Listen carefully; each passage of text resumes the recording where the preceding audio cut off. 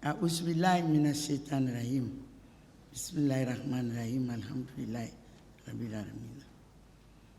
Je rends grâce à Dieu, notre Créateur, clément, tout miséricordieux et très miséricordieux, de me donner l'opportunité ce jour de m'exprimer devant cette auguste cour pour donner ma version des faits liés à la gestion des victimes des événements tragiques du 28 septembre 2009 à l'hôpital national d'Onka.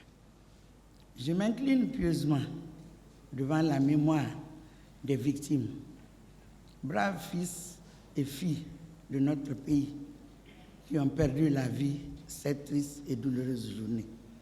Et je témoigne ma solidarité aux nombreuses familles des victimes de ces événements tragiques, de cette page noire de l'histoire de notre pays.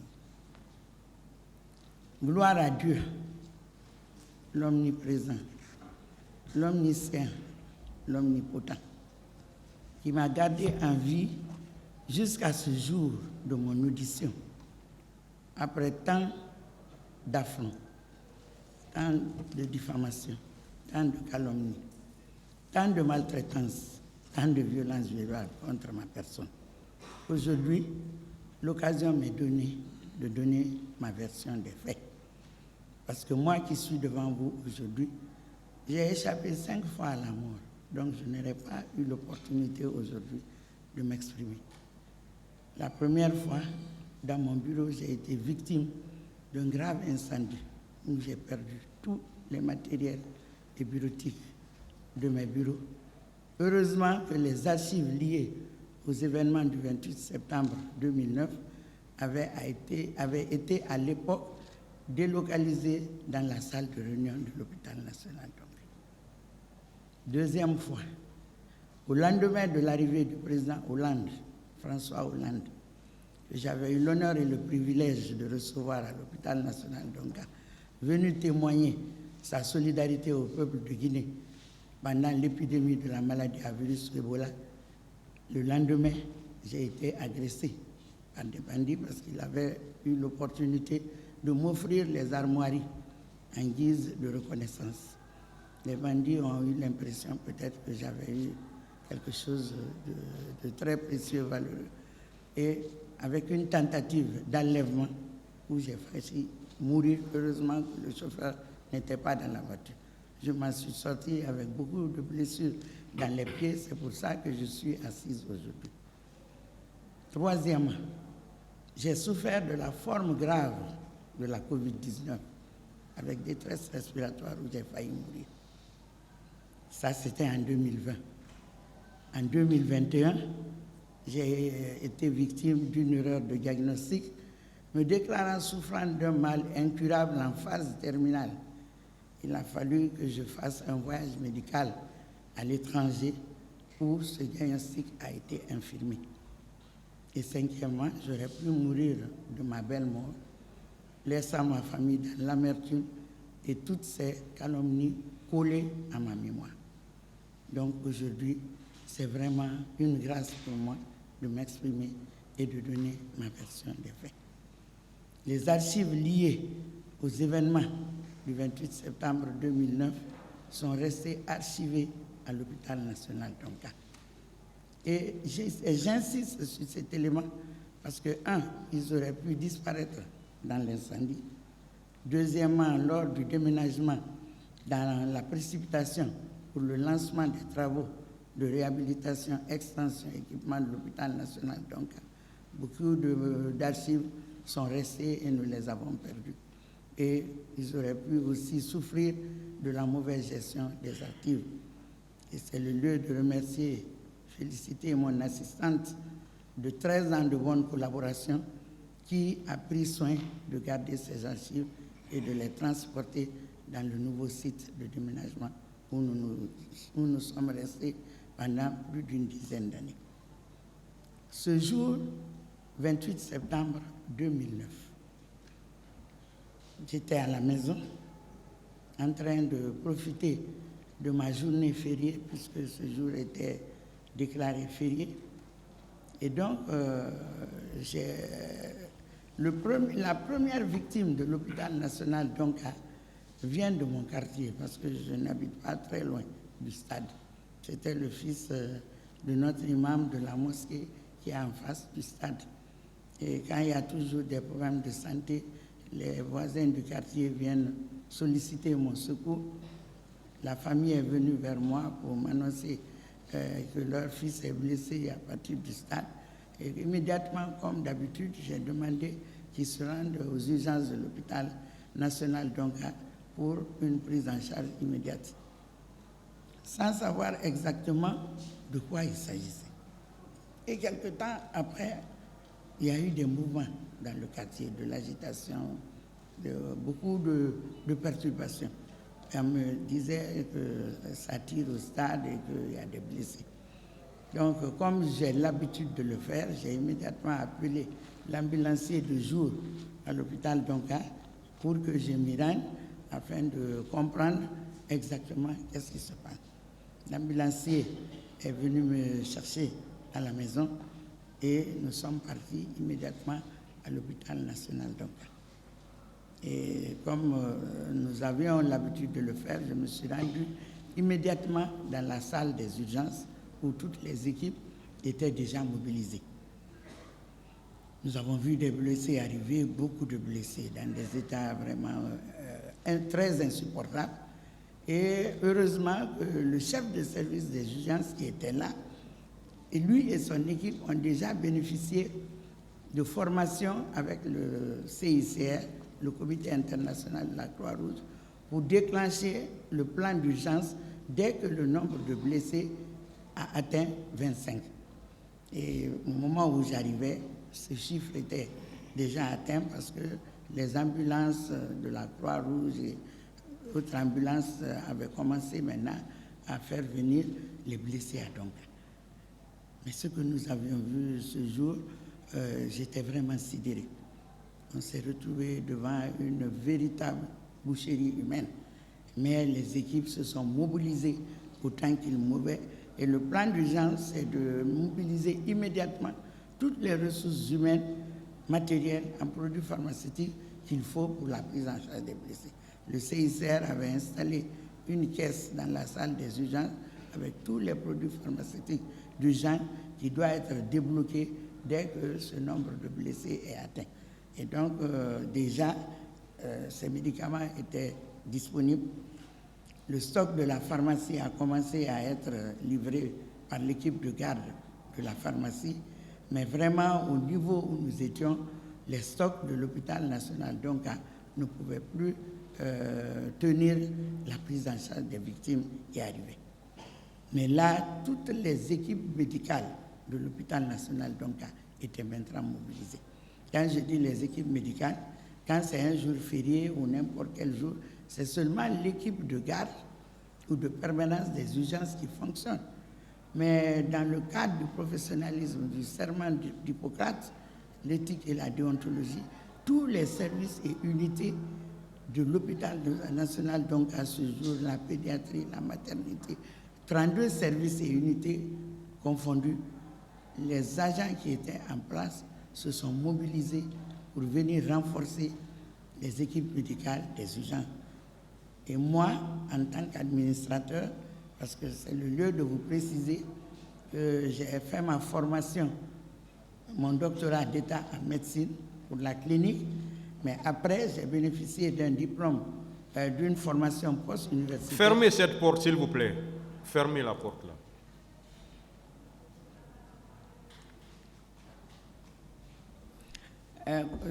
Excusez-moi, continuez. Allez-y. Donc, comme je vous le dis, moi, j'ai été clinicienne au départ, c'est-à-dire que j'ai bénéficié d'un doctorat en médecine, mais quelques années après, j'ai fait un poste universitaire et je suis sorti spécialiste en gestion hospitalière et en management des services de santé. Donc, depuis ça fait plus d'une vingtaine d'années, je ne touche plus aux malades, je suis dans l'administration sanitaire. Ma mission, mon rôle, c'est d'assurer la coordination des équipes médicales et mettre à leur disposition les ressources matérielles et les ressources matérielles financières pour améliorer leurs conditions de travail et faciliter la prise en charge des malades. Donc, ce rôle de coordination que nous avons l'habitude de faire personnellement et avec toute l'équipe de la direction générale, nous étions là pour faciliter ce travail. Et comme j'ai vu que nous étions maintenant débordés, les moyens, les ressources de l'hôpital ne pouvaient plus suffire pour cette prise en charge. Parce qu'en une journée, nous avons reçu plus de 500 blessés. Situation à laquelle aucun des professionnels de santé que nous sommes n'avait jamais été confronté tout au long de notre carrière. J'ai immédiatement appelé ma hiérarchie, notamment le directeur national des établissements hospitaliers de soins et ensuite Monsieur le ministre de la Santé pour lui dire que nous sommes dans une situation d'urgence et que nous avons besoin vraiment d'assistance en produits pharmaceutiques d'urgence. Après l'appel, j'ai continué à aider les équipes à continuer leur travail et quelque temps après, Monsieur le ministre est arrivé, il nous a trouvés dans la salle des urgences. On lui a expliqué la situation, il a compris de quoi il s'agissait et il y avait un besoin immédiat d'apporter d'autres produits pharmaceutiques pour faciliter la prise en charge des victimes. Et il est ressorti pour se rendre à la pharmacie centrale de Guinée afin qu'une dotation puisse être mise à notre disposition. Et effectivement, dans la matinée, nous avons reçu des stocks d'urgence pour continuer la prise en charge des blessés. Mais aussi, il y a eu toujours à nos côtés les partenaires du secteur de la santé en situation d'urgence et de catastrophe. Ces partenaires sont l'OMS, l'UNICEF, Médecins sans frontières, le CICR, la Croix-Rouge et tous les partenaires du secteur de la santé que vous connaissez étaient maintenant à nos côtés avec des stocks d'urgence pour nous accompagner dans la prise en charge des blessés. Et je voudrais vous dire que cette prise en charge s'est déroulée dans de très bonnes conditions. Par la grâce de Dieu, toutes les victimes qui sont arrivées à ce jour, comme je vous le dis, plus de 500 blessés. Au finish, quand on a capitalisé pendant les jours suivants, on s'est retrouvé pour le cas précis de l'hôpital donc à 815 blessés, puisque d'autres ont commencé à arriver les jours suivants. Mais pour la première journée, on a eu plus de 500 blessés. Les équipes étaient tellement débordées. Vous savez, au niveau de chaque service unité des urgences, il y a un registre pour enregistrer les malades, les blessés, au fur et à mesure qu'ils arrivent. Mais en ce moment, ce n'était plus possible de faire l'enregistrement dans un seul registre. Donc, j'ai dit au chef de service de urgence de démultiplier les points d'enregistrement de malades. Et effectivement, comme il y avait beaucoup de personnel médical mobilisé, on a installé d'autres points d'enregistrement afin qu'aucun malade n'échappe à son enregistrement à l'hôpital. Et ce jour, effectivement, ces points-là ont été installés. Comme on ne pouvait pas donner des registres à ces différents niveaux, on a mis à disposition des feuilles et tous les malades ont été enregistrés. Et c'est au long de la journée que maintenant la saisie des données a commencé en tenant compte de tous les supports qui étaient déjà mis à notre disposition.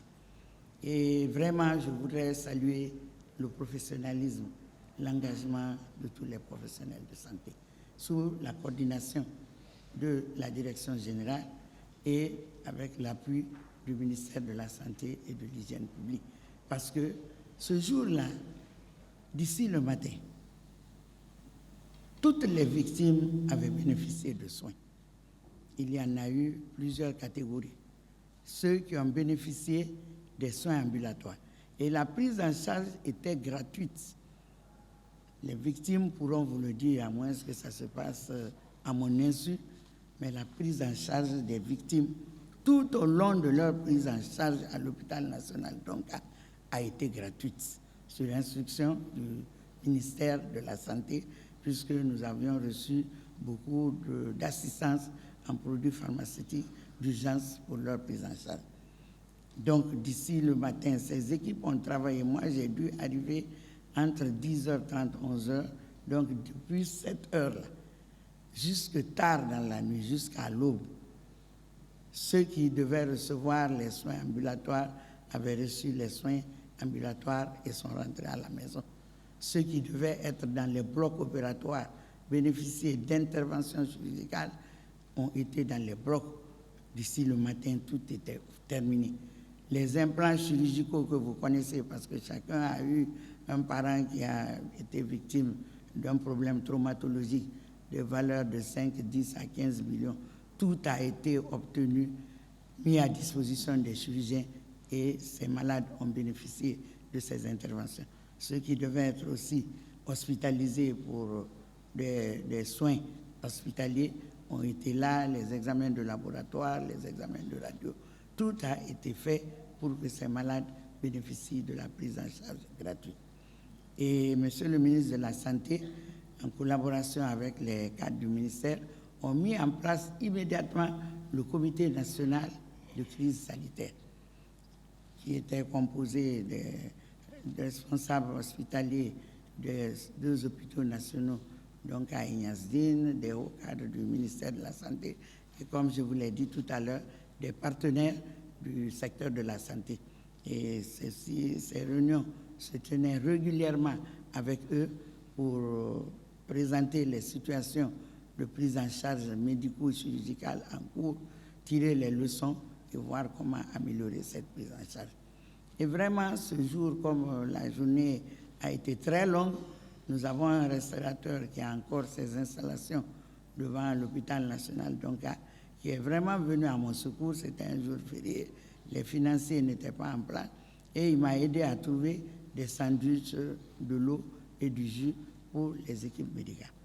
Moi, personnellement, je n'ai même pas pu manger tellement que j'ai vu quelque chose que je n'avais jamais vu dans ma vie. Et je tenais à ce que toutes ces victimes qui sont arrivées à Donka bénéficient de soins.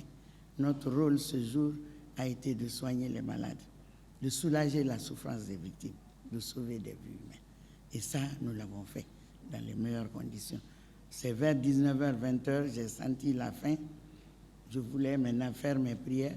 C'est en ce moment que je suis monté, parce que la direction est un bâtiment en dehors, qui est un peu loin des urgences. C'est en ce moment que je suis monté dans mes bureaux pour permettre de manger un peu, de faire mes prières et de continuer à attendre pour voir si d'autres besoins se présentaient pour les équipes qui étaient en place. Donc, je suis resté là et c'est seulement vers 1h du matin que j'ai cherché à rentrer à la maison pour me reposer et pouvoir revenir le lendemain matin. Mais là où j'étais soulagé, c'est que toutes les victimes, en tout cas qui étaient arrivées ce jour à l'hôpital d'Onka, avaient bénéficié de la prise en charge. Et c'est en ce moment seulement que j'ai décidé de rentrer à la maison pour me reposer. Mais les équipes d'urgence sont restées en place presque jusqu'au matin. Le lendemain, je suis revenu maintenant pour faire la supervision aux urgences dans les services d'hospitalisation, voir comment les malades étaient en place, s'ils avaient encore besoin de soins. Mais effectivement, les ordonnances étaient envoyées régulièrement à la direction et le service de la pharmacie, je faisais les signatures, approvisionnais, puisqu'on avait reçu. Maintenant, les dons avaient commencé à arriver. La pharmacie a été approvisionnée par la pharmacie centrale de Guinée, les stocks de l'OMS, des différents partenaires. Et finalement, ces malades ont été très, très bien gérés parce qu'ils ont bénéficié aussi de beaucoup de donations. Les personnes de bonne volonté venaient leur apporter des dons en nourriture, des enveloppes qu'on venait leur donner. Et pendant la même période, le président de la transition a mis à disposition un montant à la disposition du ministère de la Santé pour améliorer la prise en charge des blessés, des victimes. Donc, chaque fois qu'on avait besoin, cela a permis de changer la literie, les draps, et chaque fois qu'on avait besoin de produits pharmaceutiques ou bien des films pour la radio, des réactifs pour le laboratoire ou de la restauration, on s'adressait au Comité national de crise sanitaire qui mettait ses moyens immédiatement à notre disposition. Et vraiment, il faut reconnaître que, en tout cas, aucune œuvre humaine n'est parfaite, mais nous avons mis vraiment tout le professionnalisme, notre engagement dans le don de soi, en esprit, en temps et la personne humaine pour que ces victimes puissent bénéficier de tous les soins. Il y a eu une particularité. Ce premier jour aux urgences, si vous voyez les statistiques, il n'y a pratiquement pas beaucoup de femmes qui ont été enregistrées comme violées. Parce que comme il y avait des traumatismes, des blessures, c'est ça mon analyse. Donc les médecins se sont beaucoup focalisés sur la prise en charge des soins traumatologiques et peut-être que par gêne aussi, toutes ces femmes n'ont pas déclaré. Donc vous verrez dans les statistiques que le premier jour là, aux urgences, c'est noté 4 cas de violence sexuelle. Mais au finish, grâce à de nombreuses ONG et de nombreuses associations féminines, puisque moi-même, je suis une des femmes leaders de ce pays, je fais partie de beaucoup d'organisations et d'associations féminines, donc elles sont venues avec des femmes qui étaient déclarées victimes de violences sexuelles. Et puisqu'elles se cachaient dans les quartiers, elles sont parties dans les centres de santé, mais il y a des ONG, des associations qui ont pu les faire venir à l'hôpital. Il y en a même qui vraiment s'étaient fortement bien installées dans mes bureaux.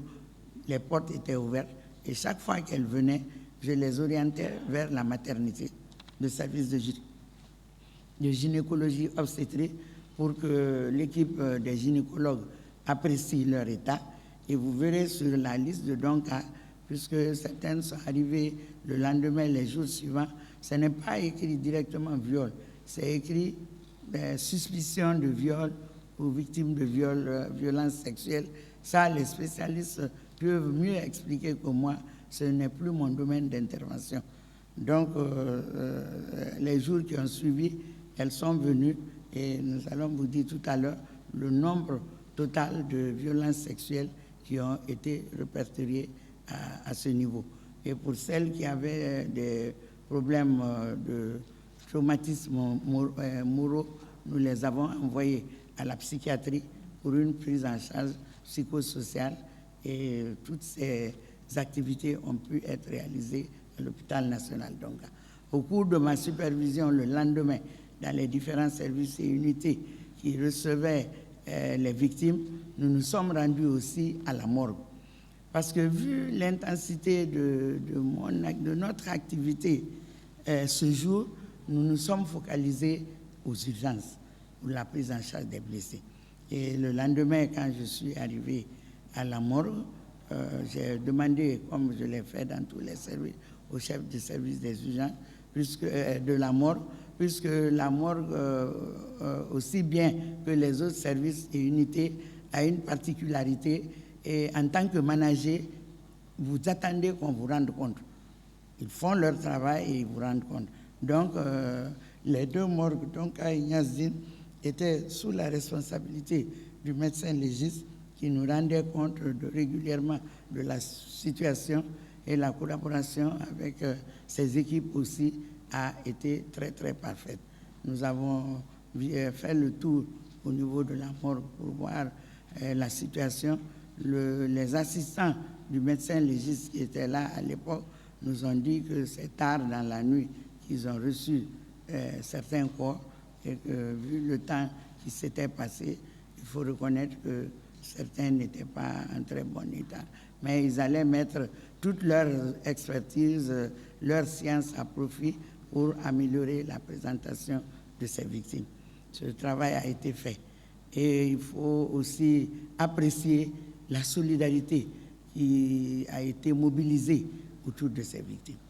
qu'il s'agisse du président de la transition, du gouvernement, des institutions nationales, internationales, des ONG, des associations, tout le monde venait régulièrement à l'hôpital Donga pour voir les blessés. C'est en ce moment même que nous avons reçu la visite du médiateur, le président du Burkina Faso, qui était venu aussi à l'époque visiter les blessés, plusieurs missions, plusieurs délégations. En tout cas, un élan de solidarité a été mobilisé en faveur de ces victimes. Nous avions reçu, comme je vous l'ai dit tout à l'heure, 815 blessés. Et avec le travail des équipes, les 815 blessés sont enregistrés. Du premier blessé au 815e blessé, tout a été enregistré. Prénom, nom, âge, sexe, diagnostic, traitement. 815 blessés. Je vous ai dit qu'il y a eu beaucoup d'ambulatoires, c'est-à-dire ceux qui ont reçu les soins, qui sont rentrés à la maison et à qui on a demandé de revenir régulièrement pour les pansements, pour les injections, pour les traitements. Il y a eu 77 hospitalisés à l'hôpital national donc. 32 cas de violences sexuelles répertoriés par le service de gynéco-obstétrique, la maternité de l'hôpital national d'Onka. Nombre de corps qui ont été déposés à la morgue de l'hôpital national d'Onka, 34 corps. Nombre d'ambulatoires, puisque sur les 815, il y a eu 77 hospitalisés, donc nous avons 738 ambulatoires. Mais dans les 77 hospitalisés, il y a eu 6 cas de décès hospitaliers. Pour les cas de blessés, toutes les fiches sont là, elles sont disponibles, nous avons toutes les fiches, puisque vraiment, ce n'était que ça mon travail. Comme ce n'est pas la clinique, nous avons pris le temps de répertorier, d'enregistrer et d'actualiser au quotidien, parce que le nombre de blessés variait d'un jour à l'autre. Pratiquement, nous sommes restés près de 3 mois, ou plus même, parce que nous avons des cas qui étaient des handicapés à vie. Section de la moelle épinière, des cas, il y en a qui sont paralysés, il y en a qui vraiment sont handicapés à vie. Donc certains, pour les cas de traumato, sont restés longtemps à l'hôpital. Pour les cas de blessés qui ont été répertoriés par les spécialistes en la matière, nous avions au niveau des 815, lésions par arme à feu, 89, lésions par arme blanche, 14, contusion, 389, violence sexuelle ce jour 28 septembre, 4, des brûlures, 3, autres, 319, ce qui fait 815 blessés qui ont été enregistrés au compte de l'hôpital national d'Onka. Ce nombre de blessés est très lourd parce qu'en tant que professionnels de santé, nous savons que ce n'est pas habituel. Nous n'avons pas connu la gestion de tant de victimes dans notre carrière. Mais vous allez vous rendre compte de l'intensité du travail qui a été mené aussi bien par les équipes médicales que le travail de coordination que nous avons entrepris. Et vraiment, je voudrais dire que ce jour et les jours suivants, j'ai eu 2 sentiments. Le premier, c'est d'avoir quand même ce jour réussi la mission de coordination des équipes médicales, qui étaient toutes là en train de travailler et de gérer les malades. Tout le monde voulait soigner, tout le monde voulait sauver des vies humaines, tout le monde voulait soulager la souffrance des vies. Mais notre sentiment de tristesse d'avoir vu une telle situation que je n'aurais jamais imaginé tout au long de ma carrière. Je voudrais vraiment remercier les équipes, les féliciter et dire que le travail qui a été fait, peut-être que je n'ai pas tout dit maintenant, mais je me mets entièrement à votre disposition pour répondre aux différentes questions et vous dire que j'insiste, je signe, je persiste. Ma mission ce jour a été de soigner les malades, d'assurer la coordination des équipes médicales pour soigner les malades, soulager la souffrance des victimes et sauver des vies humaines. Devant Dieu et les hommes, c'est ce que je connais de la journée du 28 septembre 2009. Je me mets entièrement à votre disposition pour les questions d'information complémentaires. Je vous remercie. Que Dieu bénisse la Guinée et tous les Guinéens. Merci.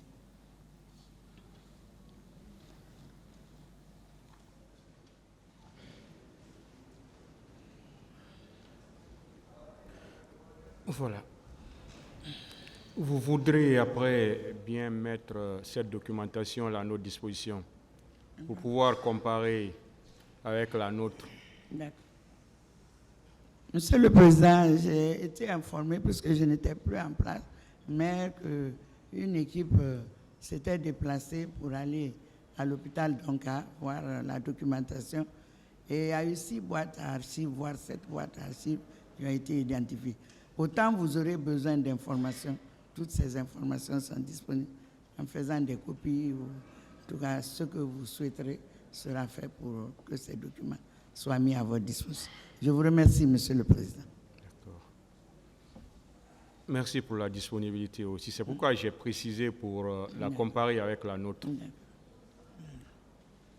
Vous avez bien dit qu'il y a eu 815 blessés. Est-ce que ça, c'est le bilan total? C'est-à-dire du 28 septembre au jour suivant? Pour l'hôpital national, donc, ce sont ces statistiques que nous avons validées ensemble. Ça, c'est le bilan global. Pour l'hôpital, oui, le bilan global. Je parle de l'hôpital, donc, bien sûr. Vous parlez, voilà, moi, je parle de l'hôpital. Vous êtes là parce que vous étiez la directrice de l'hôpital, donc. Voilà, monsieur le Président. Voilà, pour l'hôpital national, donc, c'est cette statistique que nous avons annotée. Est-ce que ce jour, vous avez constaté la force des forces de défense et de sécurité à Donka? Bon, pour ce qui concerne les forces de défense et de sécurité, je vais vous en parler à 2 titres. C'est-à-dire, nous avons vu des forces de défense et de sécurité d'abord autour de l'hôpital. Mais pour la petite expérience que j'ai, chaque fois qu'il y a des urgences, des catastrophes, même maintenant, là, pendant l'incendie, vous allez confirmer, ça se passe, il y a toujours les forces de défense et de sécurité qui sont autour de l'hôpital. Donc, à distance, par exemple, moi, j'ai vu cela, mais j'ai mis cela au compte de la sécurisation, parce que quand il y a des événements, la population veut envahir les urgences, les morgues, pratiquement, les équipes ne peuvent pas travailler. Donc, chaque fois, pour les actions que moi j'ai vues à l'époque, parce que je suis l'une des directrices qui a géré le plus grand nombre de victimes d'événements sociaux, politiques que la Guinée a connus. Donc, chaque fois qu'il y a des victimes des marches, qu'il y a des victimes des noyades, des incendies ou quoi que ce soit, comme il y a toujours la foule qui afflue, il y a ces forces de défense et de sécurité qui sont autour de l'hôpital, mais qui n'ont rien à voir avec nous. Maintenant, pour ce qui est de leur entrée dans l'hôpital, comme vous avez dit de dire la vérité devant Dieu et les hommes, moi, personnellement, personne ne m'a affronté en tant que militaire. Et peut-être, je crois que quand je suis entré à mon bureau, après, j'ai appris, les médecins, certains parlaient, disaient que les militaires sont rentrés voulant les empêcher de travailler. Mais ce que je reconnais en nos professionnels de santé, eux tous m'ont confirmé qu'ils les ont refoulés, ils leur ont dit de partir. Et à aucun moment, la continuité des soins n'a été interrompue à l'hôpital. Donc, aucun médecin ne vous dira qu'il n'a pas pu soigner un malade. Ça, je n'ai pas eu connaissance, moi personnellement. Certes, ils sont rentrés, ils ont envahi parce que tout le monde a eu cette information, tout le monde a appris. Mais les professionnels de santé les ont refoulés et leur ont dit, nous allons continuer à travailler, nous allons continuer à soigner nos malades. Donc moi, par rapport aux forces de défense et de sécurité, c'est ce que je connais. Mais moi, personnellement, aucun militaire ne m'a abordé, aucun militaire ne m'a menacé. Et je n'ai pas... Mais paraît-il quand même que j'ai des problèmes. Est-ce que... Donc c'est ce que je connais. Est-ce que, madame,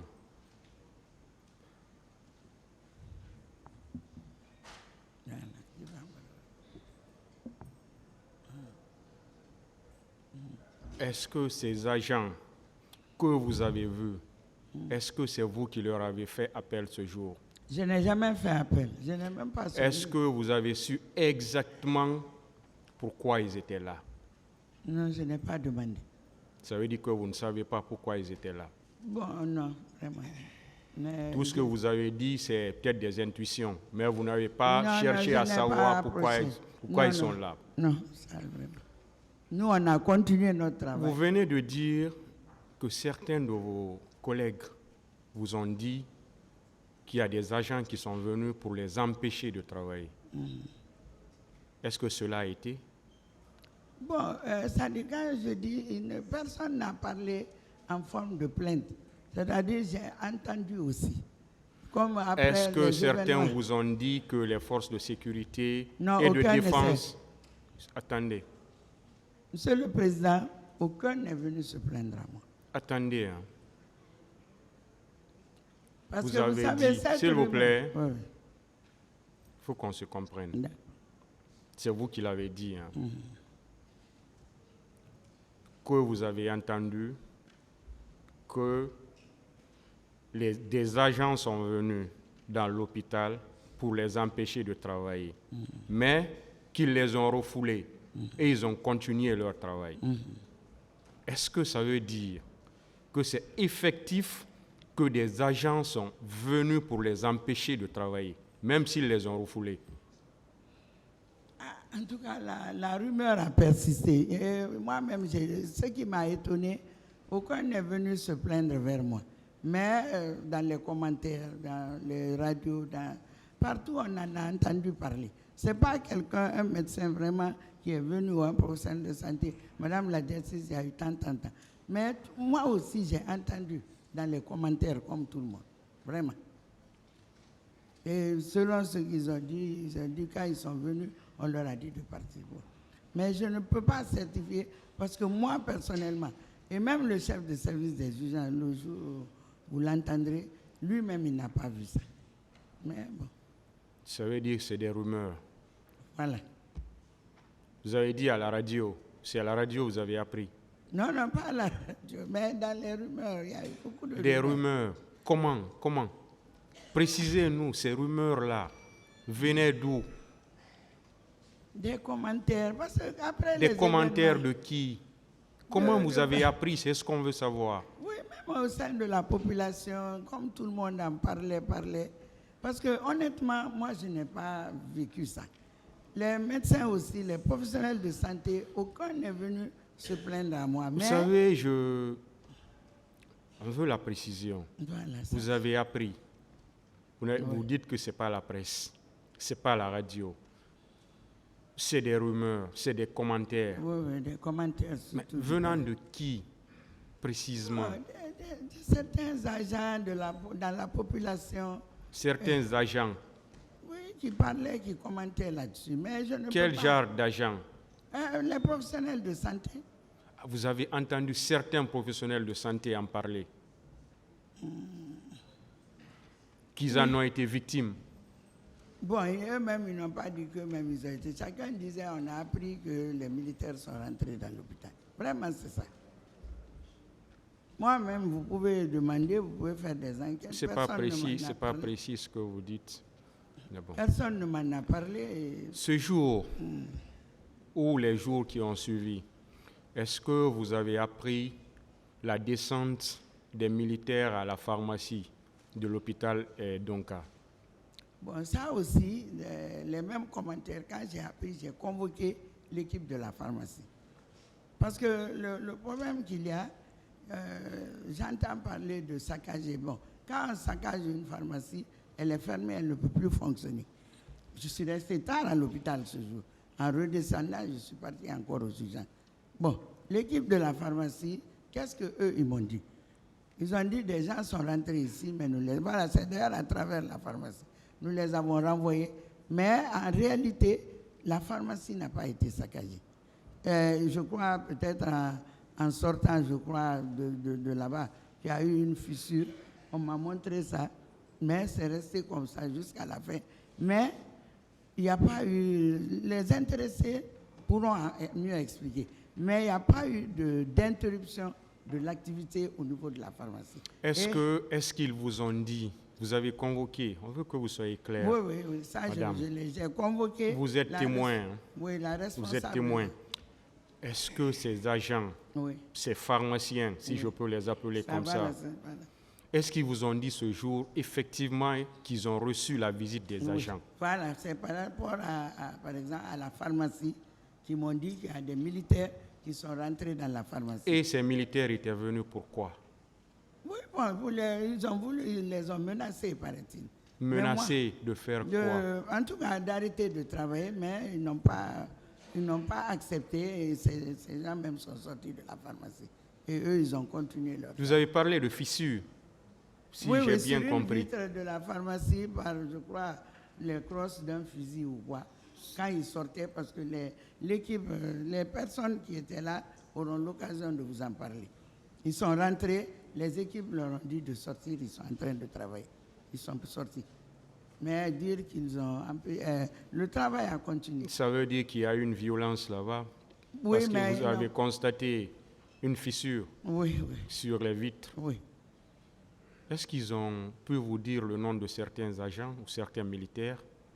Non, ils ont dit seulement les militaires. Mais j'insistais, parce que vous savez, on a beaucoup parlé de ça. J'insistais, je dis, vous avez été attaqués, vous avez été violentés. Ils ont dit non, ils ne nous ont pas touchés, ils ne nous ont pas violentés. Ils sont venus en force, ils ont voulu nous empêcher de travailler. Mais nous, on leur a dit de sortir de nos bureaux.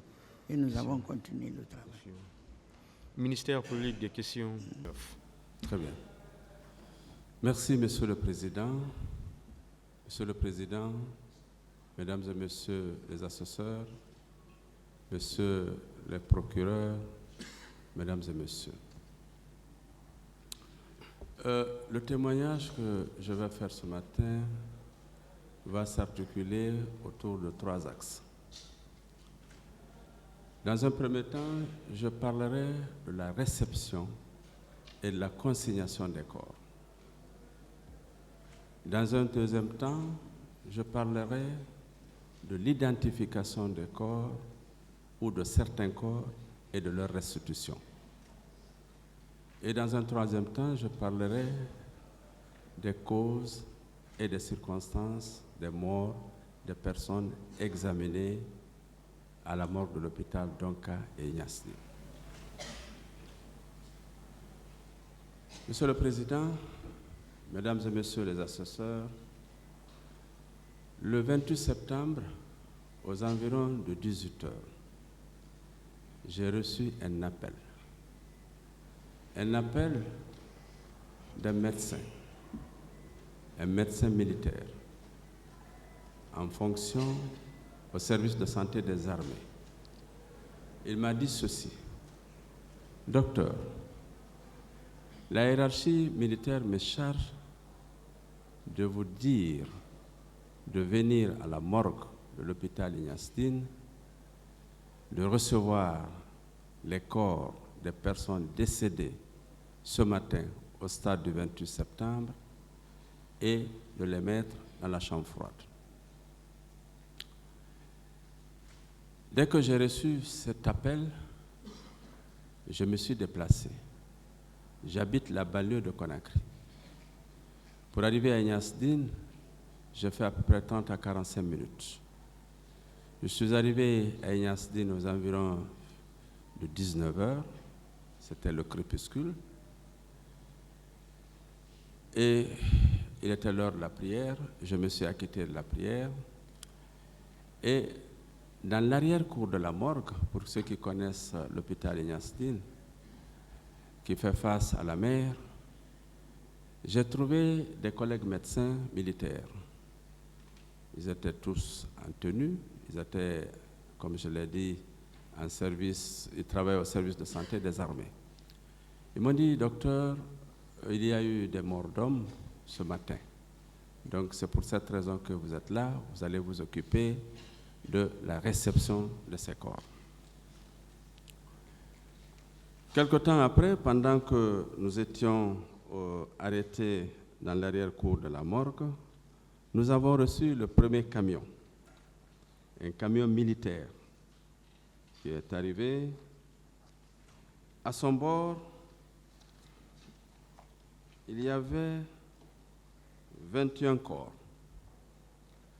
Ce camion militaire, au bord duquel il y avait 21 corps, était accompagné par des hommes en tenue.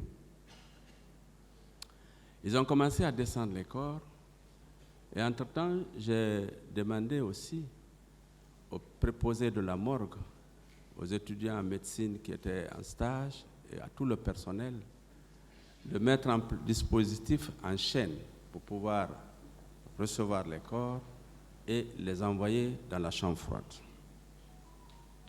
Après avoir reçu ces 21 corps, je rappelle que la morgue de l'hôpital Ignace Dine a une capacité de 10 corps. Et c'est une morgue qui reçoit les décès hospitaliers et extra-hospitaliers. Donc, au moment où ces corps sont arrivés, il y avait naturellement d'autres corps qui étaient déjà dans la chambre froide. Le problème, il fallait faire un réaménagement pour pouvoir loger ces corps qui venaient d'arriver. Quelques minutes après, il y a eu un deuxième camion. Ce deuxième camion avait à son bord 7 corps. Et tout de suite, je me suis dit, et j'ai informé les collègues médecins militaires pour leur dire que j'aurais un problème de place. Pour une capacité de 10 corps, j'ai déjà 21 plus 7, ça fait 28, plus les corps qui étaient là, ça me pose un problème. J'ai essayé, avec les préposés de la morgue, de faire des aménagements pour quand même encore recevoir les corps. Pendant que je faisais cet aménagement pour recevoir les corps, il y a eu un troisième camion qui a déposé 15 corps, ce qui fait un total de 43 corps. 43 corps dans un espace de 10 places, c'était très difficile, pour ne pas dire impossible.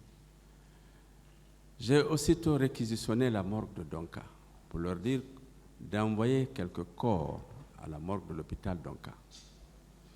Et nous avons retourné quelques corps à la morgue de l'hôpital Donka.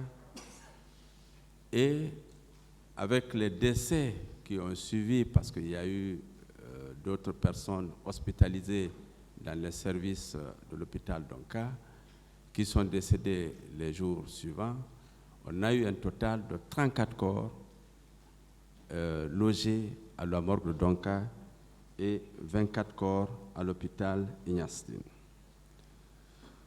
Alors, 43 corps déposés par les militaires. On a eu 6 corps décédés au service des urgences médico-chirurgicales à Donka, un qui est décédé en chirurgie générale, un autre malade décédé en chirurgie thoracique et un corps déposé par les sapeurs-pompiers. Ça, c'était à J2, donc le lendemain des événements du 28 septembre. À J3, nous avons eu deux corps déposés par le CICR, 2 corps déposés par le service de neurochirurgie. Donc on a eu à J2 56 corps.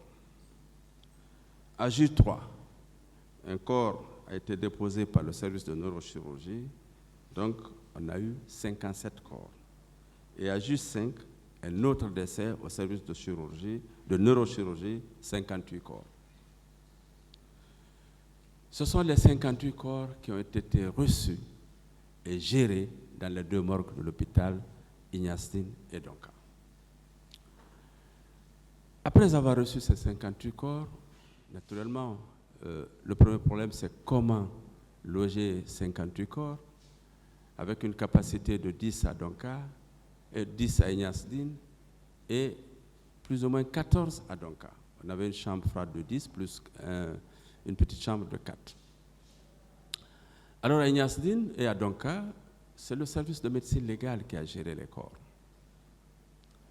C'est une équipe. Nous avons mis en place un protocole et nous avons essayé dans un premier temps de mettre les corps 2 à 2, ce qui fut fait à Ignasdine. En fonction de la corpulence des corps, on s'arrangeait à les mettre 2 à 2 et c'était la même chose à Donka. On a libéré le plus vite les décès hospitaliers. Il fallait informer les familles qui avaient des parents décédés au décours d'une maladie hospitalisée, les inviter à venir récupérer les corps pour qu'on libère de l'espace. Et à Donka, nous en avons fait la même chose pour mettre les corps 2 à 2, après avoir effectué une toilette funèbre, mise en linceul, et puis mettre les corps dans les chambres froides. Malgré cette disposition, naturellement, il restait des corps qui n'ont pas de place. Il fallait les mettre alors sous les paillasses. Pour ceux qui connaissent les morgues, il y a des salles où il n'y a pas de chambre froide, ce sont des paillasses, c'est là où on fait les toilettes funèbres. Alors les corps qui ont été déposés sur les paillassons ont été préparés, ont été embaumés avec du formol pour naturellement retarder la putréfaction. Après avoir logé les corps dans les différentes chambres, on devrait être confronté à l'identification des corps. Je rappelle, Monsieur le Président, que je n'ai pas reçu de réquisition aux fins d'autopsie. J'ai beaucoup entendu parler, mais je n'en ai pas reçu. Mais, étant médecin légiste, je devrais quand même faire mon travail en dehors du simple fait, de simple consignation des corps. Il fallait examiner les corps, il fallait procéder à l'identification des corps parce que le besoin était là et aussi à déterminer les causes de décès. Concernant l'identification des corps, nous avons procédé dans un premier temps au déshabillage des corps. Nous avons essayé de collecter les éléments antémortem, les habits, les objets, les pièces d'identité qu'on pouvait retrouver, les montres, toute information antémortem pouvant être utile à l'identification des corps. Nous avons essayé de les mettre dans des sachets avec des numéros. Au niveau des chambres froides, c'est 10 places, donc chaque chambre a un numéro. Par exemple, la chambre 1, on l'appelle C1, C2, C3, C4, C5, jusqu'à C10. Alors, pour les corps, s'il y a 2 corps dans la première chambre, on a des objets correspondants qui sont mis sous scellés dans des plastiques, on affecte un numéro correspondant. Un exemple, C1, c'est la première chambre froide, le premier corps, c'est C11. Le deuxième corps, c'est C12. Donc, l'objet correspondant est mis sur place. Donc, C11 correspond au premier corps de la chambre 1, C112 correspond au deuxième corps de la chambre 1. C'est valable pour les autres chambres, la chambre 2, la chambre 3 jusqu'au niveau de la chambre 10. Ces éléments antémortem étant bien recueillis, nous avons procédé à l'examen des corps. L'examen des corps pour voir s'il y a d'autres marques, des tatouages ou d'autres signes particuliers pouvant nous aider à l'identification des corps. Je me rappelle bien, j'ai suivi un des procès ici, un jeune qui a dit que quand il a perdu son frère, il se demandait où est-ce qu'il est mort ou pas. Il a demandé, regardez sa poche, retrouvez une clé et renvoyez-moi la clé, je vais voir si c'est la clé de sa chambre. On a amené la clé, il a ouvert la chambre et il savait très bien que la personne qui portait ce pantalon dans lequel il y avait la clé était bel et bien son frère. Voilà à peu près ce qu'on a fait pour les éléments antémortels. Nous avons essayé de collecter ces éléments. Nous avons examiné les corps pour voir des signes particuliers qui existent chez certains corps. Et enfin, nous avons procédé à l'identification visuelle. Sur les corps examinés, Monsieur le Président, nous avons trouvé qu'il y avait des personnes qui sont décédées par arme à feu, sur lesquelles nous avons trouvé des lésions d'origine balistique avec des orifices d'entrée et des orifices de sortie. Nous avons trouvé qu'il y avait 13 corps qui présentaient des orifices d'entrée. Des orifices d'entrée avec 3 orifices de sortie. Autrement dit, les projectiles sont rentrés, mais ils ne sont pas sortis. On a eu 3 orifices de sortie. Sur les 13 corps décédés par arme à feu, les 9 étaient tirés du dos. Autrement dit, l'orifice d'entrée des projectiles était dans le dos. C'est du dos vers la cage thoracique en avant. Ça veut dire simplement que probablement ces messieurs, en tout cas, étaient en train de marcher ou de courir. En tout cas, ils ont été tirés de dos. 2 cas sur les 9 étaient tirés du dos, je disais. On a eu 2 cas où c'est au niveau du segment céphalique. Parmi les 2 cas, il y avait un cas à bout touchant. Donc on a mis l'arme au niveau temporal ici, avec un tir à bout touchant qui a projeté le cerveau. On a eu 2 au niveau de l'abdomen avec éviscération et hémorragie abondante. En plus de ces armes à feu, on a eu 27 cas de polytraumatisme. Polytraumatisme, c'est des fractures multiples. Parmi les 27 cas, on avait 10 cas de plaies. De plaies par instrument piquant et par instrument piquant tranchant.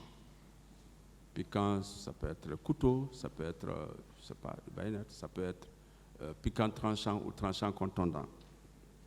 On a eu 10 cas de polytraumatisme où on avait des ecchymoses, on avait des hématomes au niveau de la tête, au niveau du thorax. Il faut retenir que la plupart des lésions qu'on a observées sont des lésions qui sont localisées au niveau du segment céphalique et du thorax, qui sont, comme vous le savez, Monsieur le Président, des segments mortels. Parce que c'est à ce niveau où se localisent les gros vaisseaux, c'est à ce niveau que se localisent les organes comme le cerveau et le cœur.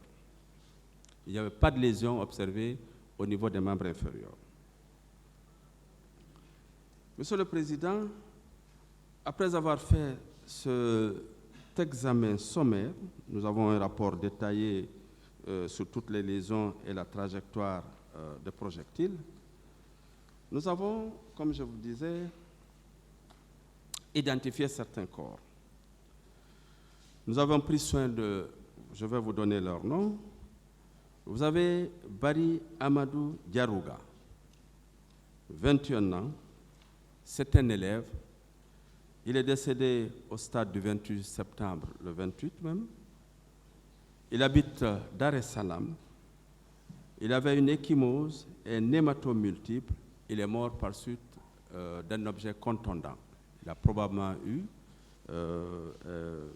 un coup par objet contondant, je ne saurais pas dire lequel, au niveau de la tête. Diallo Boubacar Sidi, il a 31 ans, c'est un commerçant.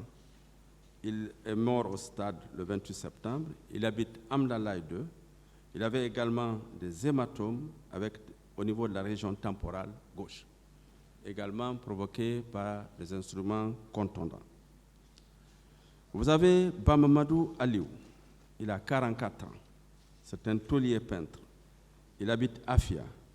Il avait une plaie transfixiante au niveau du flanc droit, de l'abdomen, avec un orifice d'entrée à la face postérieure et un orifice de sortie à la face antérieure, avec une fracture de la 12e côte à droite.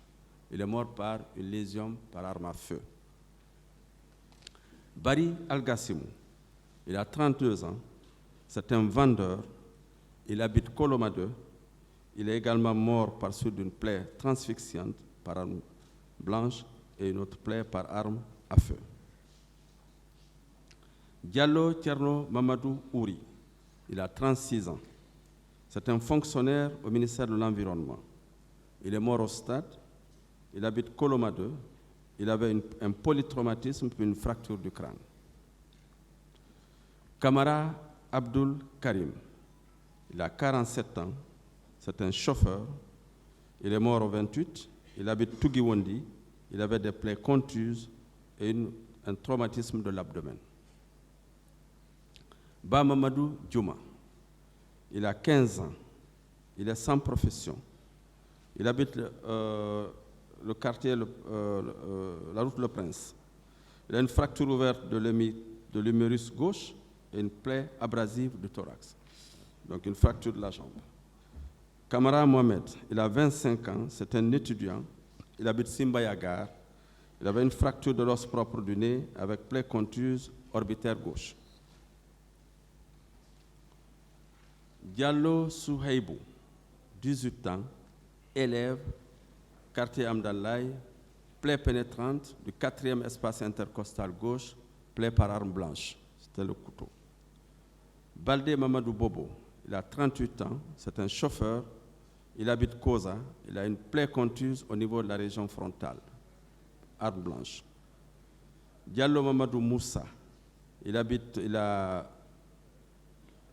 Diallo Mamadou Moussa, il a 40 ans, c'est un marchand, il habite Kapororaï, il a une fracture de la 6e, 7e et 8e côte à droite, arme blanche.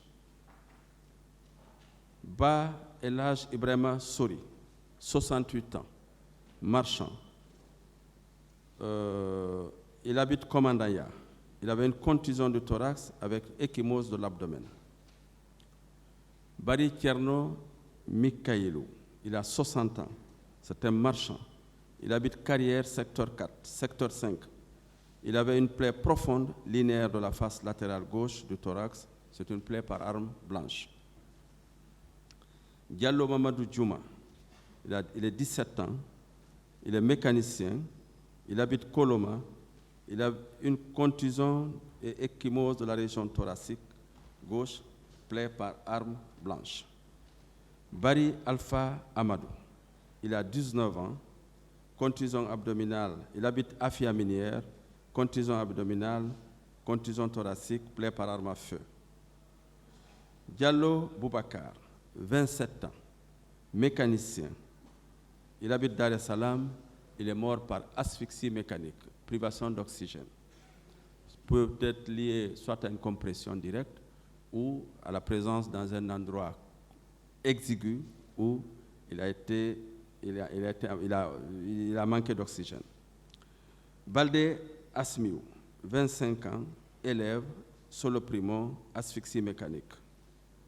Diallo Amadou, 14 ans, élève, concasseur, asphyxie mécanique. Diallo Ousmane, 15 ans, élève, il est mort, je vois, à l'hôpital d'Onka, je crois qu'il était hospitalisé. Il est mort le 39e mars 2009. Il habite Madina Boussoura. Il avait une plaie contuse de la région occipitale. Kondé Fanta, 60 ans, comptable. Elle est décédée le 28 novembre 2009, habite Anko 5, asphyxie mécanique. Ba Tierno Mamadou, il est mort hospitalisé à l'hôpital d'Onka. Il avait une plaie transfixiante de l'hémithorax droit avec un orifice d'entrée au niveau de la clavicule, mort par arme à feu. So Mamadou, il est mort à l'hôpital d'Onka le 28 septembre 2009, hospitalisé. Il avait également une plaie pénétrante de la région scapulaire, orifice d'entrée, hémithorax au niveau du thorax gauche.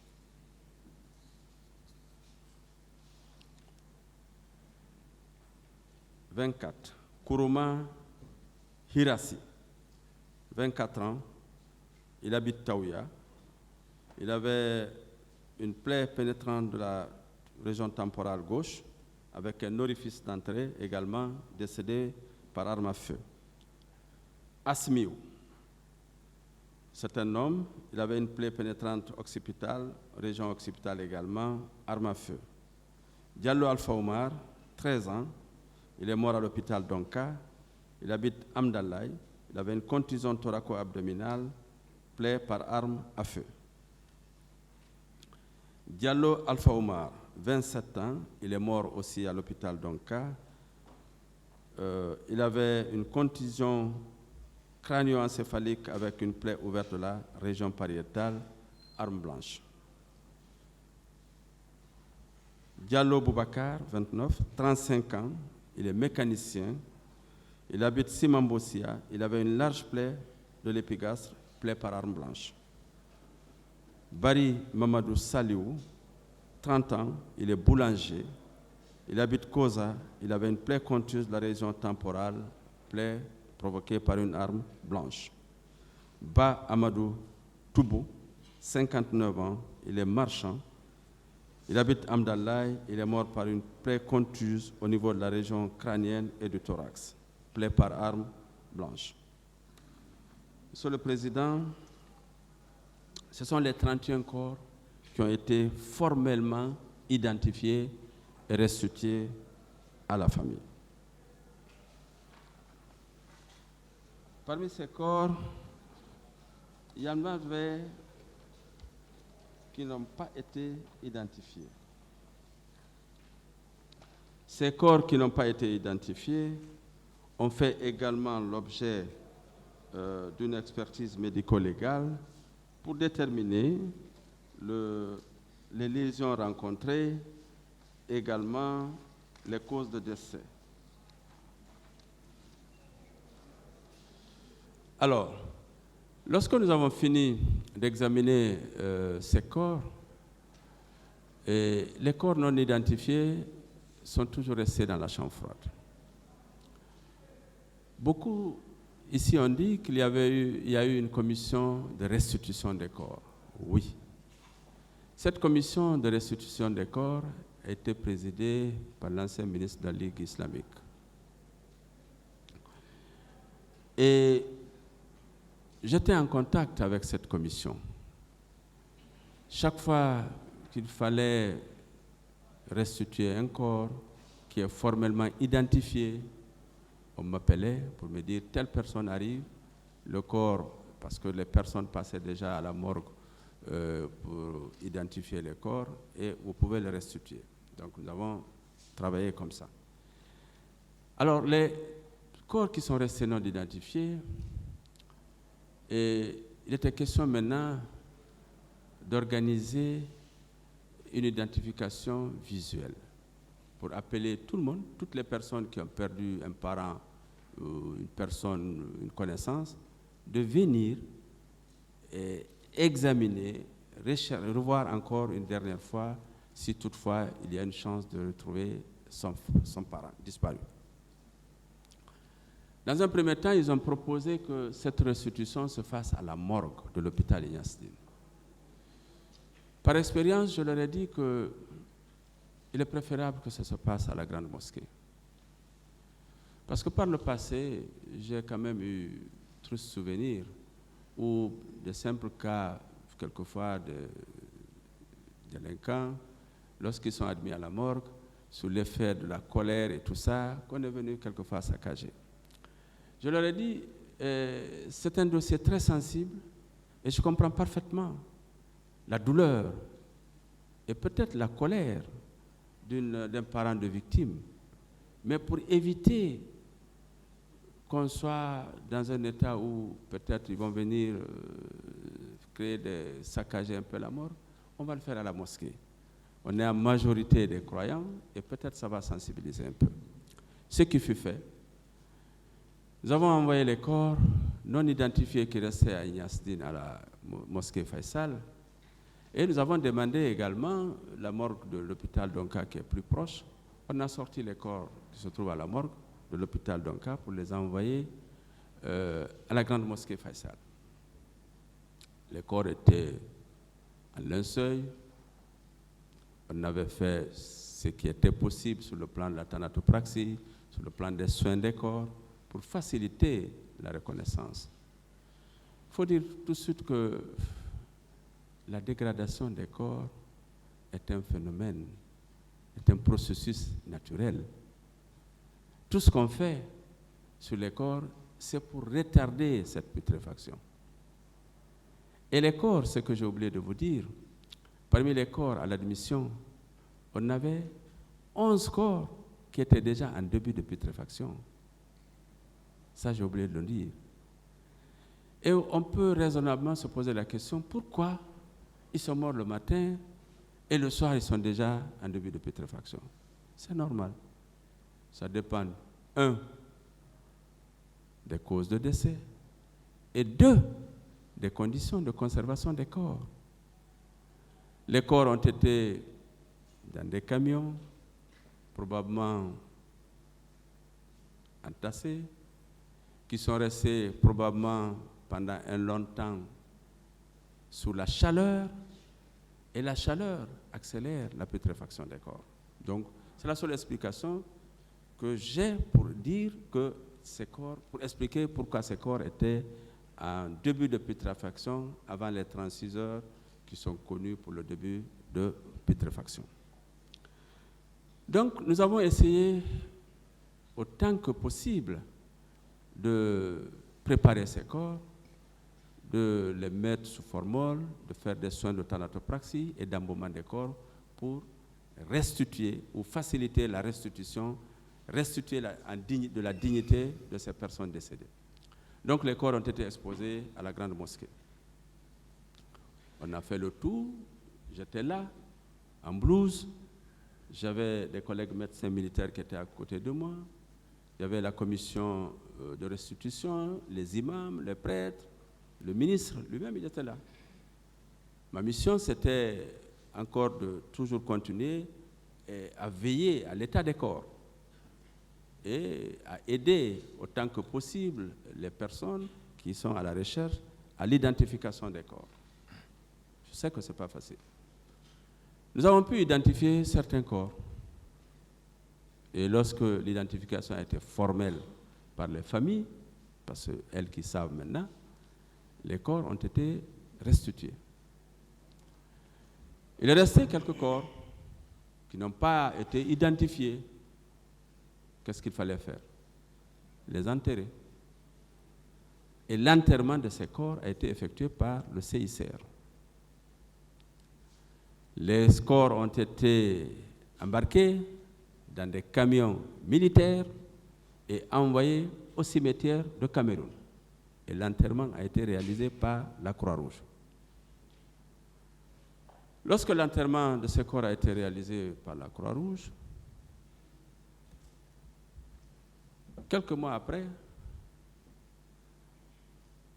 le président Dadis a mis en place une commission d'enquête. Cette commission d'enquête était composée des magistrats, des avocats, des médecins. Président de l'Ordre national des médecins, en ma qualité de président, j'ai représenté les médecins avec un de mes collègues chirurgiens. Et comme j'étais membre de cette commission d'enquête, je savais très bien que certains corps n'ont pas été identifiés formellement et ils sont enterrés à Cameroun. J'ai proposé à ce qu'on fasse une exhumation de certains corps et demander les personnes qui ont perdu leurs proches de venir. On va prélever le sang, on va prélever les cheveux à la recherche de l'ADN. Parmi ces victimes ou ces parents de victimes, j'ai suivi Maître Ba. Il a parfaitement raison. Il faisait partie, à travers son frère, des personnes que nous avons fait, qui ont bénéficié de ce prélèvement. Alors, nous avons d'abord fait l'exhumation des corps pour faire une extraction de l'ADN. il y a des préparations à faire pour qu'on puisse extraire l'ADN. Nous avons suivi le protocole. Nous avons pris contact avec un laboratoire français qui s'appelle ToxLab, avec lequel on travaille depuis plusieurs années. C'est un laboratoire qui est agréé par la Cour d'appel de Paris. Nous leur avons dit que nous avons des prélèvements à faire et nous aimerions quand même les envoyer dans ce laboratoire pour faire une extraction de l'ADN et comparer avec l'ADN de certaines personnes que nous avons eu à prélever ici dans la recherche de leurs parents. Donc, du côté guinéen, j'ai essayé de passer l'information. Je crois que je ne connais pas le nombre de personnes que j'ai prélevées, malheureusement, mais je me rappelle de M. Ba, Maître Ba. Et avec d'autres personnes, nous avons fait des prélèvements de sang, nous avons fait des prélèvements de cheveux, nous avons fait des prélèvements de fanères, et nous avons prélevé les os au niveau du bassin, nous avons prélevé le fémur. Nous sommes allés avec les prélèvements. À l'époque, heureusement, il n'y avait pas Ebola, parce que, qui complique un peu le transfert des liquides biologiques. Donc, nous avons pu transférer les prélèvements à Paris. Arrivés à Paris, nous sommes allés à ToxLab et ils nous ont dit que c'est tellement compliqué qu'ils ne peuvent pas le faire. Ils nous ont donné l'adresse d'un laboratoire qui se trouve à Nantes, qui est un laboratoire spécialisé de biologie moléculaire, qui est capable de faire l'extraction de l'ADN. Nous avons déposé les prélèvements à Nantes. Ils ont fait le travail. Vous savez, au niveau de l'ADN, il y a l'ADN nucléaire et l'ADN mitochondrial. Il était plus facile de rechercher sur la lignée maternelle des personnes disparues par rapport aux prélèvements qui ont été réalisés sur les fragments osseux que de rechercher l'ADN nucléaire. Donc il fallait rechercher l'ADN mitochondrial. Nous avons envoyé dans ce laboratoire qui était spécialisé dans ce domaine. Ils ont fait les recherches. Un mois après, ils nous ont rendu les résultats. Et le résultat de ce laboratoire a été déposé à la commission qui a suivi ce dossier, d'instruction, je ne sais pas, qui avait son siège au Palais des Nations. Au Palais des Nations. Je me rappelle, on m'avait demandé de déposer le rapport et j'ai très bien déposé le rapport. Et malheureusement, la recherche a été infructueuse. Autrement dit, sur les personnes prélevées ici, il n'y avait aucune personne qui avait, en tout cas, un lien de parenté avec les fragments osseux qui ont été prélevés ici. Et j'ai donné cette mauvaise nouvelle à Maître Ba, et qui a compris et qui a accepté, et tous les autres qui ont effectué ce prélèvement dans mon service. Monsieur le Président, pour terminer, nous avons essayé de voir un peu l'âge des victimes. Nous avons trouvé que sur les 58 corps, on avait 4 qui avaient un âge inférieur à 5 ans, à 15 ans. On avait 7 qui avaient un âge compris entre 16 et 25 ans. On avait 7 qui avaient un âge de 26 à 35 ans. 4 qui avaient un âge de 36 à 45 ans. Et 5 avaient un âge de 46 à 55 ans. Plus de 55 ans, on avait 5.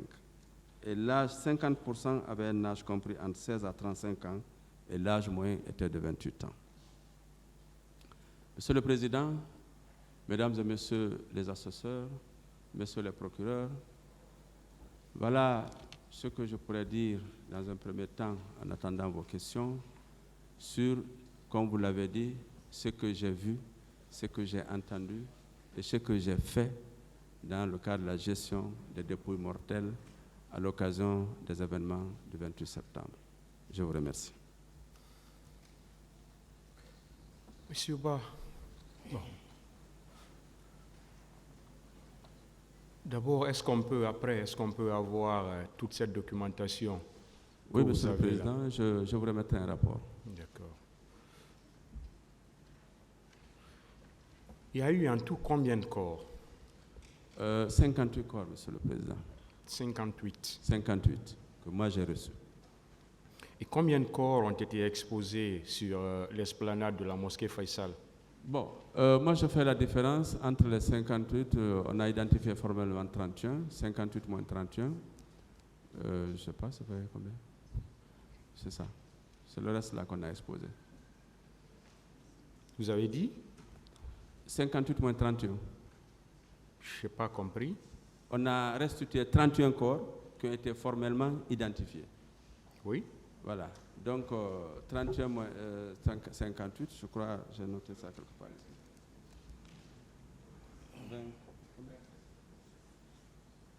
27, hein?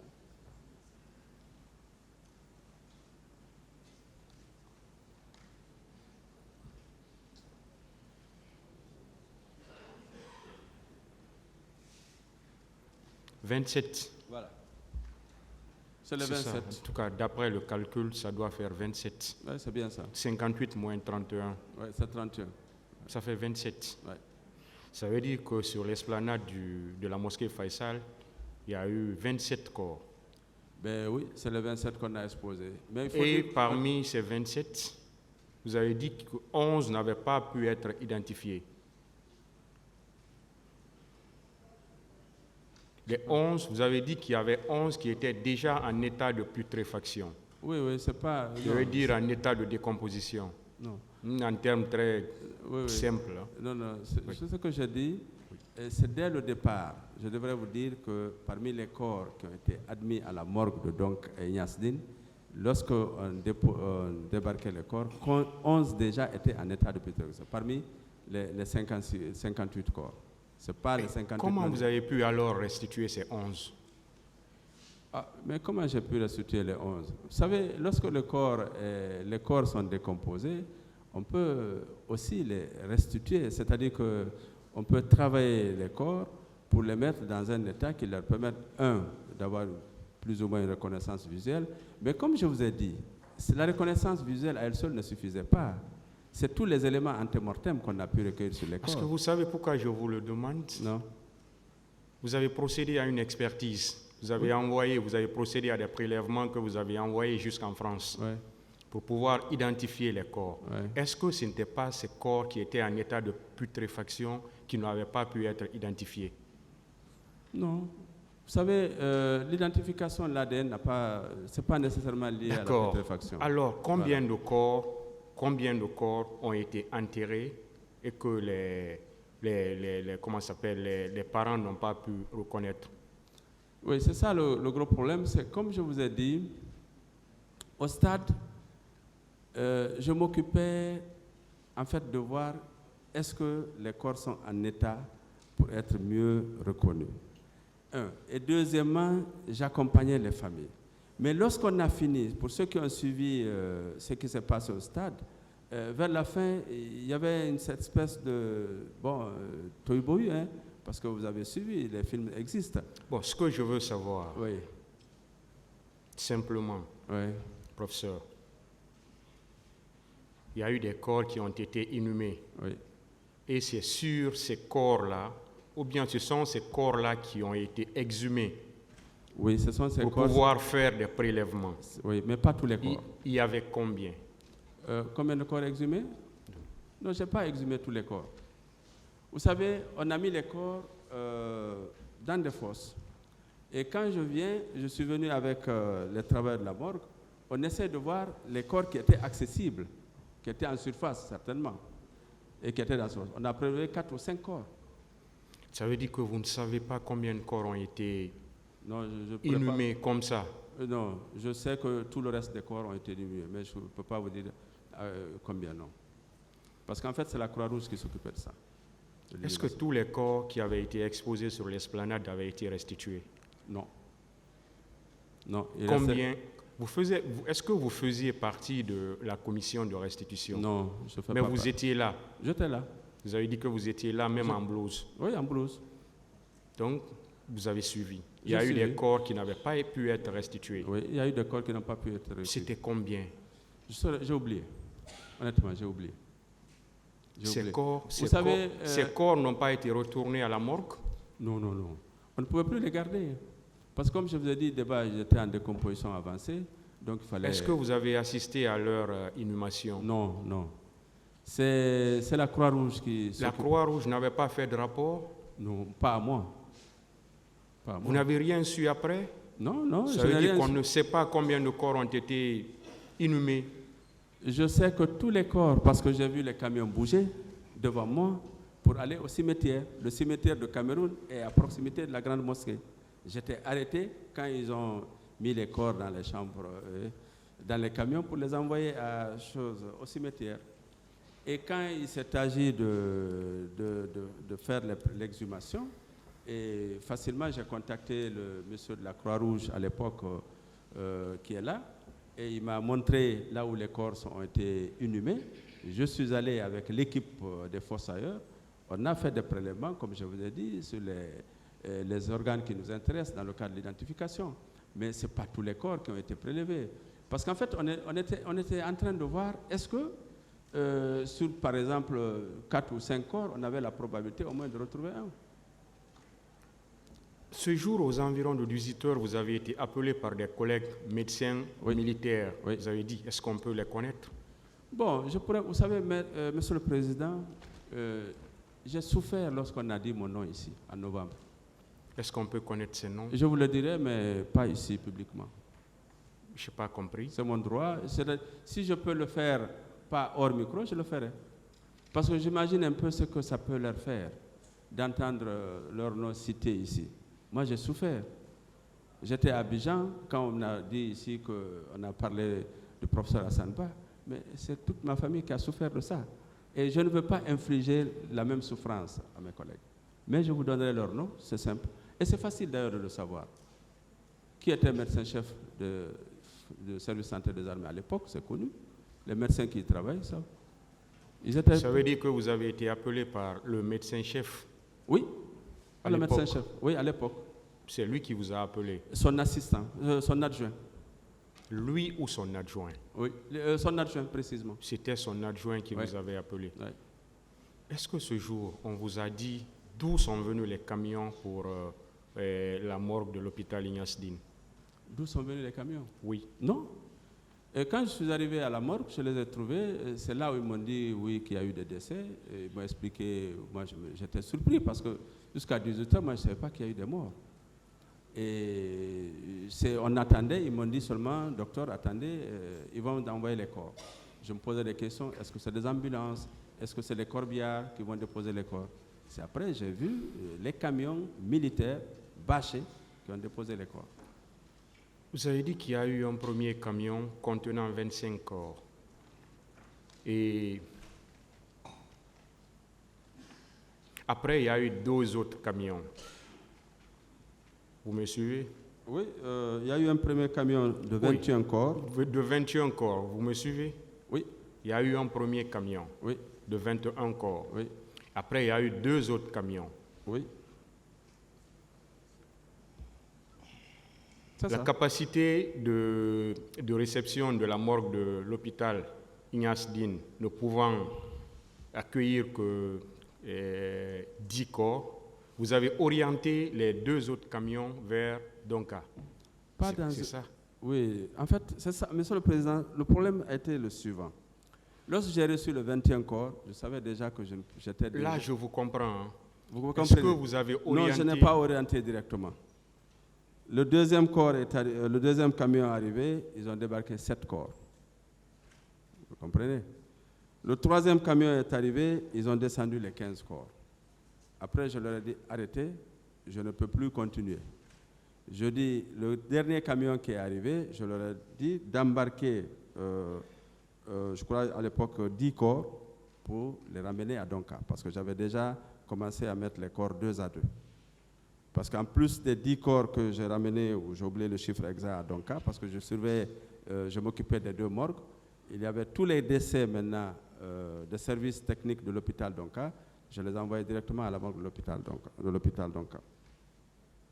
Donc c'est le dernier camion qui a retourné certains corps à Donka. Il y a eu en tout combien de camions? 3. 3 camions. Oui. Et ce sont les corps de ces 3 camions que vous avez reçus, que vous avez partagés entre tout à fait, Donka et Ignace Dine. et Donka. Mhm.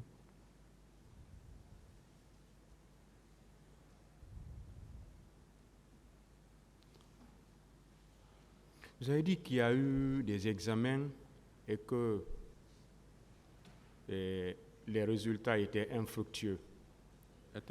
Étaient infructueux. Oui. Est-ce C'est-à-dire qu'on n'a pas trouvé. est-ce qu'à partir de là, vous pouvez dire qu'il y a eu des corps qui n'ont pas été retrouvés? Non, non, non, non. Vous savez, la technique de l'ADN, c'est très compliqué. La seule preuve scientifique qu'on pouvait avoir était de retrouver l'ADN correspondante avec les personnes ayant des parents disparus. Mais ce n'est pas dans tous les cas, surtout lorsque le corps est en état de décomposition, qu'on peut mettre en évidence l'ADN. Et c'est pourquoi je dis que le type d'ADN qu'on appelle l'ADN mitochondrial, c'est le type d'ADN qui est le plus qu'on retrouve partout et qui résiste pendant très longtemps, mais qui ne peut se retrouver que sur la lignée maternelle, qui dure sur la lignée maternelle.